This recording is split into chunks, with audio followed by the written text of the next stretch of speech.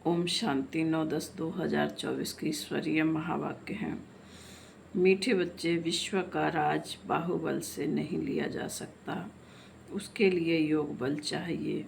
यह भी एक लॉ है। प्रश्न: शिव बाबा स्वयं ही स्वयं पर कौन सा वंडर खाते हैं? उत्तर: बाबा कहते, देखो कैसा वंडर है, मैं तुम्हें पढ़ाता हूँ।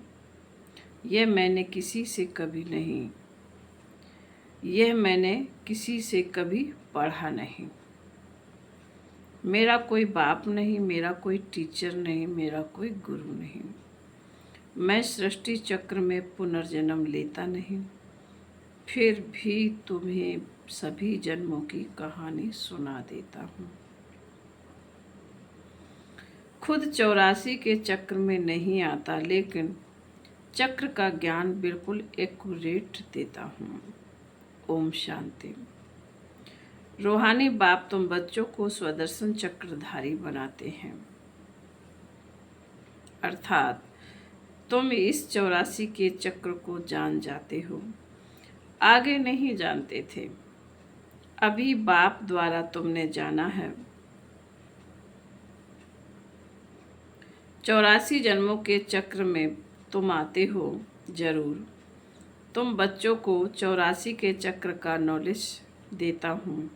मैं स्वदर्शन चक्रधारी हूँ, परंतु प्रैक्टिकल में 84 जन्मों के चक्र में आता नहीं हूँ। तो इससे समझ जाना चाहिए, शिव बाप में सारा ज्ञान है। तुम जानते हो हम ब्राह्मण अभी स्वदर्शन चक्रधारी बनते हैं, बाबा नहीं बनते हैं। फिर उनमें अनुभव कहाँ से आया? हमको तो अनुभव प्राप्त होता है, बाबा कहाँ से अनुभव लाते हैं? जो तुमको सुनाते हैं। प्रैक्टिकल अनुभव होना चाहिए ना। बाप कहते हैं, मुझे ज्ञान का सागर कहते हैं, परंतु मैं तो 84 जन्मों के चक्र में आता नहीं हूँ। फिर मेरे में यह ज्ञान कहाँ से आया?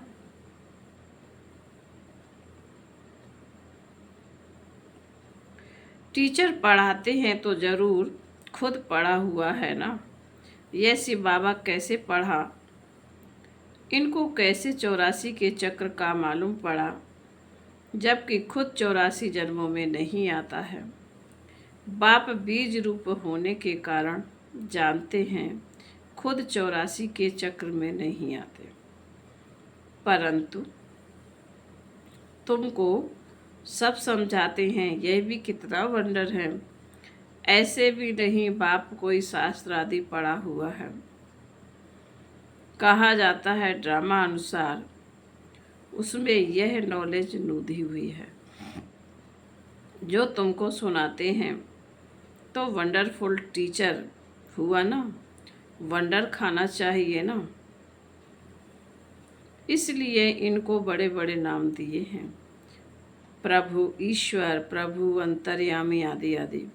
तुम वंडर खाते हो, ईश्वर में कैसे सारी नॉलेज भरी हुई है, उनमें आई कहाँ से जो तुमको समझाते हैं?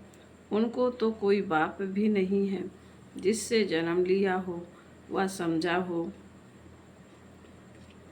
तुम सब भाई भाई हो, वह एक कैसे तुम्हारा बाप है?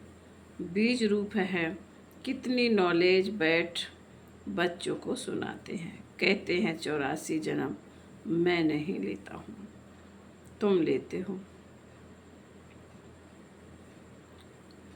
तो जरूर प्रश्न उठेगा ना, बाबा आपको कैसे मालूम पड़ा? बाबा कहते हैं, बच्चे, अनादि ड्रामा अनुसार मेरे में पहले से यह नॉलेज है जो तुमको पढ़ाता हूँ। ईश्वर ही मुझे ऊंचते ऊंच भगवान कहा जाता, इसलिए ही मुझे ऊंचते ऊंच भगवान कहा जाता है। खुद चक्र में नहीं आते, परंतु उनमें सारी सृष्टि के आदि मध्य अंत की नॉलेज है। तो तुम बच्चों को कितनी खुशी होनी चाहिए। उनको 84 के चक्र की नॉलेज कहाँ से मिली? तुमको तो मिली बाप से। बाप में ओरिजिनली नॉलेज है। उनको कहा ही जाता है नॉलेजफुल। कोई से पढ़ा भी नहीं है तो भी उनको ओरिजिनली मालूम है, इसलिए नॉलेजफुल कहा जाता है। यह वंडर है ना, इसलिए ऊंच ते ऊंच पढ़ाई गाई जाती है। बच्चों को वंडर लगता है बाप पर। उनको क्यों नॉलेजफुल कहा जाता है? एक तो यह समझने की बात है, दूसरी फिर क्या बात है? यह चित्र तुम दिखाते हो तो कोई पूछेंगे कि ब्रह्मा में भी अपनी आत्मा होगी, और यह जो नारायण बनते हैं उनमें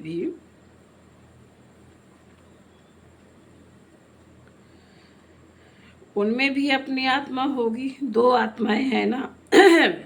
एक ब्रह्मा एक नारायण, एक ब्रह्मा एक नारायण की। परंतु विचार करेंगे तो यह कोई दो आत्माएं नहीं है, आत्मा तो एक ही है। यह एक सैंपल दिखाया जाता है देवता का। यह ब्रह्मा सो विष्णु अर्थात नारायण बनते हैं। इसको कहा जाता है गुहा बातें। बाप बहुत गुहा नॉलेज सुनाते हैं जो और कोई पढ़ा ना सके सिवाय बाप के। तो ब्रह्मा और विष्णु की कोई दो आत्माएं नहीं हैं। वैसे ही सरस्वती और लक्ष्मी, इन दोनों की दो आत्माएं हैं या एक?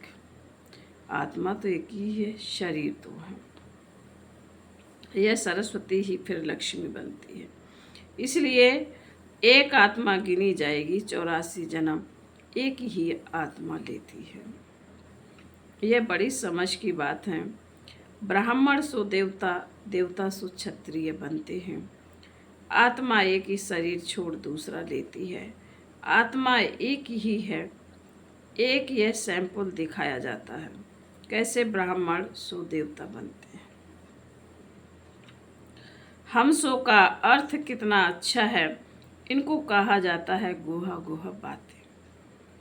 इनमें भी पहले तो यह समझ चाहिए कि हम एक बाप के बच्चे हैं।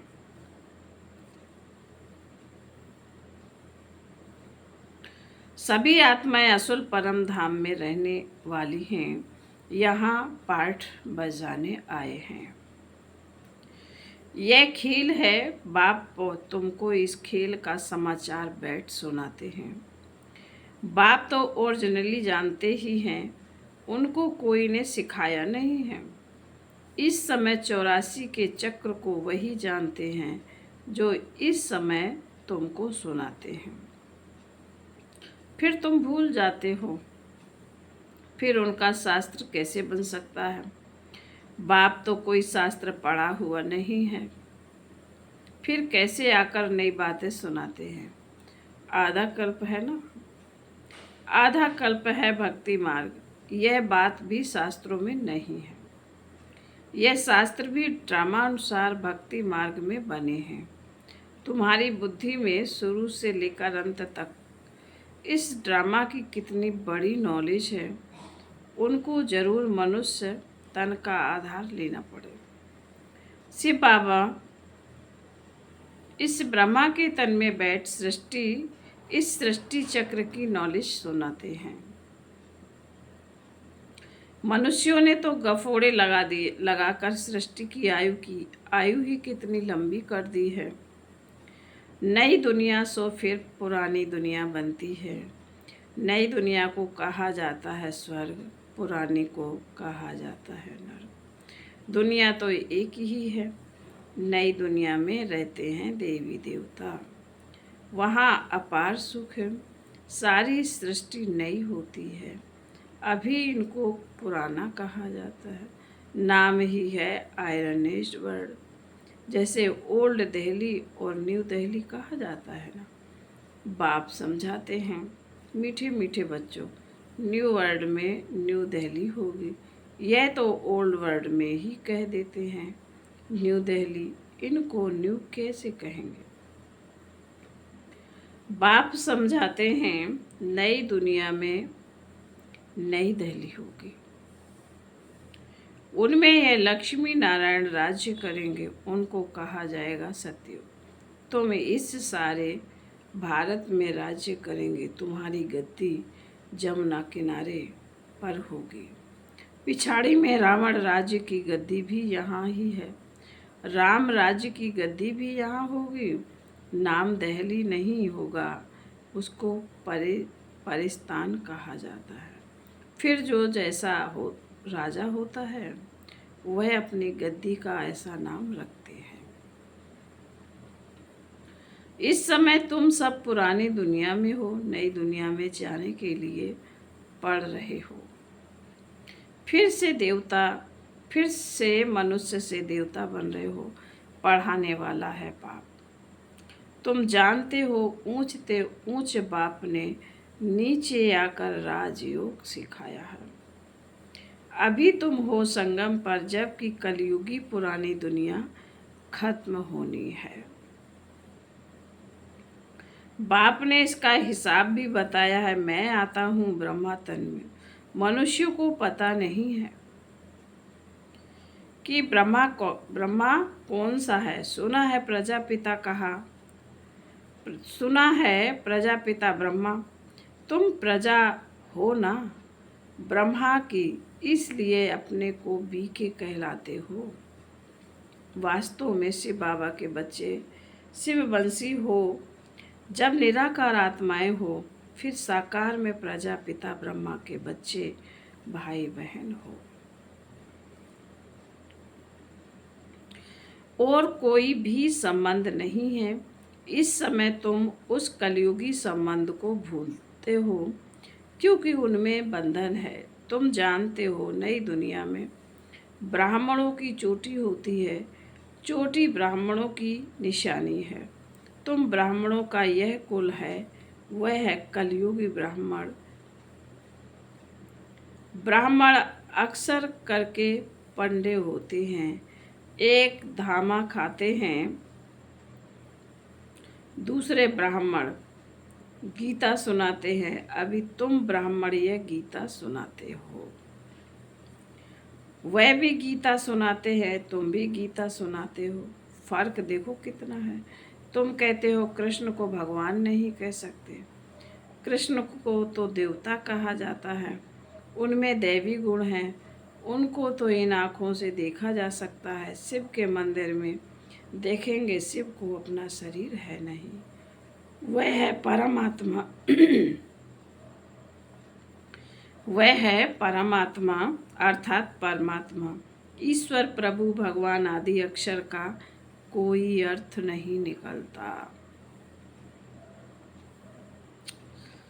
परमात्मा ही सुप्रीम आत्मा है परमात्मा ही सुप्रीम आत्मा है। तुम नॉन सुप्रीम हो। फर्क देखो कितना है तुम्हारी आत्मा और उस आत्मा में। तुम आत्माएं अभी परमात्मा से सीख रही हो, वह कोई से सीखा नहीं है। यह तो फादर है ना, उस परम पिता परमात्मा को तुम फादर भी कहते, टीचर भी कहते और गुरु भी कहते हैं। एक ही है, एक ही, और कोई भी आत्मा बाप टीचर गुरु नहीं बन सकती। एक ही परमात्मा है, उनको कहा जाता है सुप्रीम।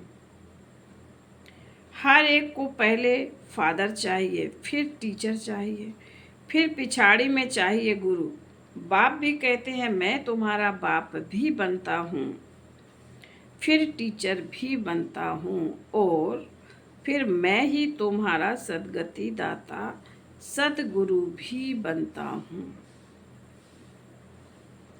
सद्गति देने वाला गुरु है ही एक, बाकी तो गुरु अनेक हैं। बाप कहते हैं मैं तुम सबको सद्गति देता हूँ, तुम सब सतयुग में जाएंगे, बाकी सब चले जाएंगे शांति धाम। जिसको परमधाम कहते हैं। सतयुग में आदि अनादि देवी देवता धर्म था, बाकी कोई धर्म है नहीं, और सभी आत्माएं चली जाती हैं मुक्ति धाम। सदगति कहा जाता है सतयुग को, पाठ बजाते बजाते फिर दुर्गति में आ जाते हैं। तुम ही सदगति से फिर दुर्गति में आते हो, तुम ही पूरे 84 जन्म लेते हो। यथा राजा रानी तथा प्रजा जो उस समय होंगे, 9 लाख तो पहले आएंगे, 84 जन्म 9 लाख तो लेंगे ना, फिर दूसरे आते रहेंगे। यह हिसाब किया जाता है। जो बाप समझाते हैं सब 84 जन्म नहीं लेते।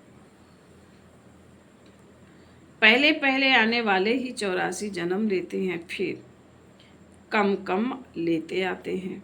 मैक्सिमम है 84। यह जो बातें हैं और कोई मनुष्य नहीं जानते।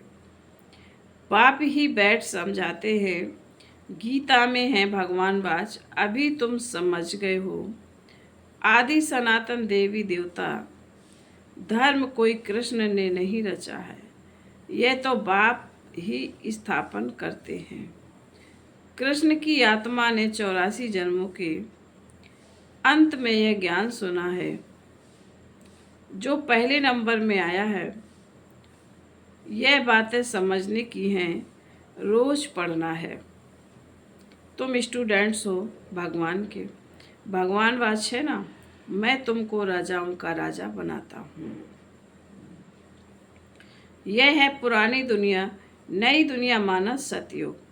अभी है कलयुग। बाप आकर कलयुगी पतित से सतयुगी पावन देवता बनाते हैं। इसलिए कलयुगी मनुष्य पुकारते हैं, बाबा आकर हमको पावन बनाओ। कलयुगी पतित से सतयुगी पावन बनाओ। फर्क देखो कितना है। कलयुग में है अपार सुख। बच्चा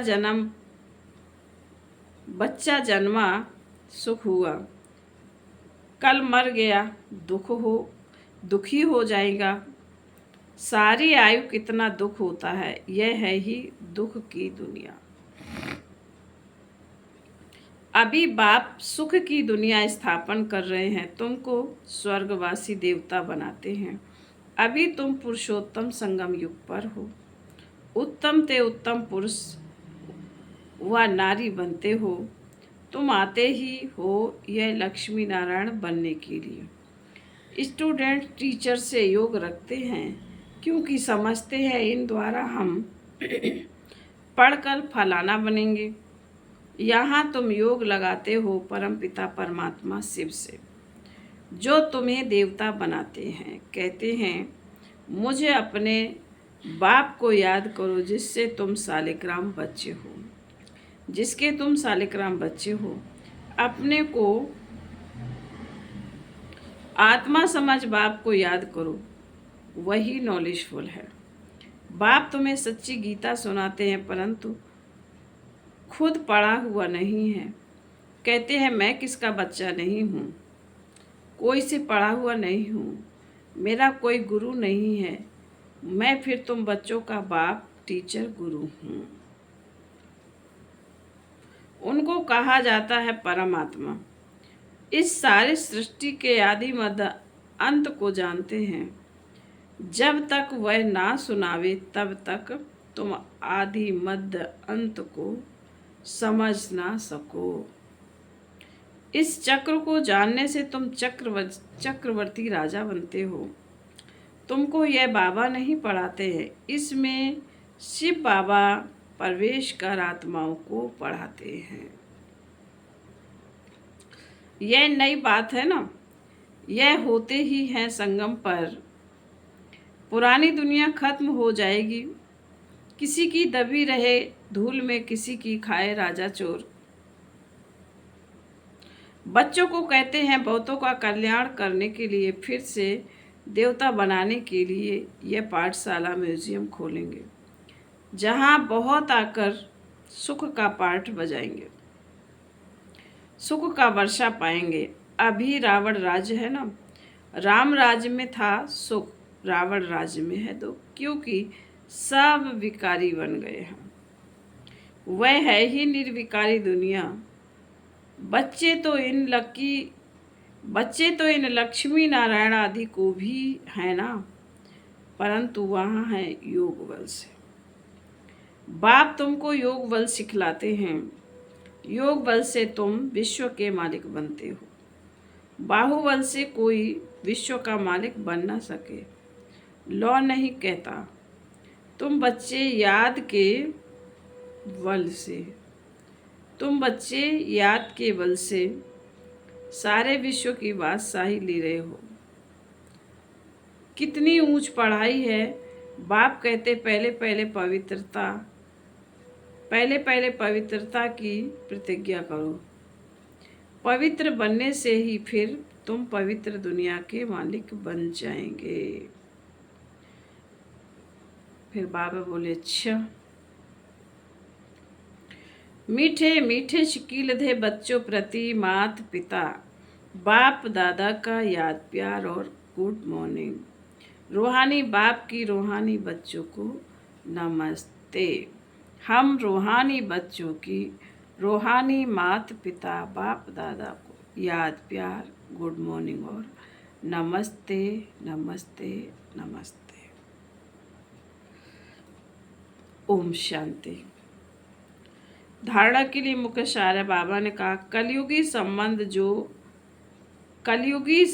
जो कि इस समय बंधन है, उन्हें भूल स्वयं को संगम युगी ब्राह्मण समझना है। सच्ची गीता सुननी और सुनानी है। दूसरा पॉइंट, पुरानी दुनिया खत्म होनी है, इसलिए अपना सब कुछ सफल करना है। बहुतों के लिए कल्याण के लिए, मनुष्य को देवता बनाने के लिए यह पाठशाला व म्यूजियम खोलने हैं। वरदान। बाप की आज्ञा समझ मोहब्बत से हर बात को सहन करने वाले सहनशील भाव। कई बच्चे कहते हैं कि हम राइट हैं, फिर भी हमें ही सहन करना पड़ता है, मरना पड़ता है। लेकिन यह सहन करना व मरना ही धारणा की सब्जेक्ट में नंबर 1 लेना है। इसलिए सहन करने में घबराओ नहीं। कई बच्चे सहन करते हैं, लेकिन मजबूरी से सहन करना और मोहब्बत में सहन रहना, इसमें अंतर है। बातों के कारण सहन नहीं करते हो, लेकिन बाप की आज्ञा है सहनशील बनो। तो आज्ञा समझ मोहब्बत में सहन करना अर्थात स्वयं को परिवर्तन कर लेना, इसकी ही मार्क्स है। स्लोगन। जो सदा खुशी की खुराक खाते हैं वही तंदुरुस्त रहते हैं। अच्छा, ओम शांति।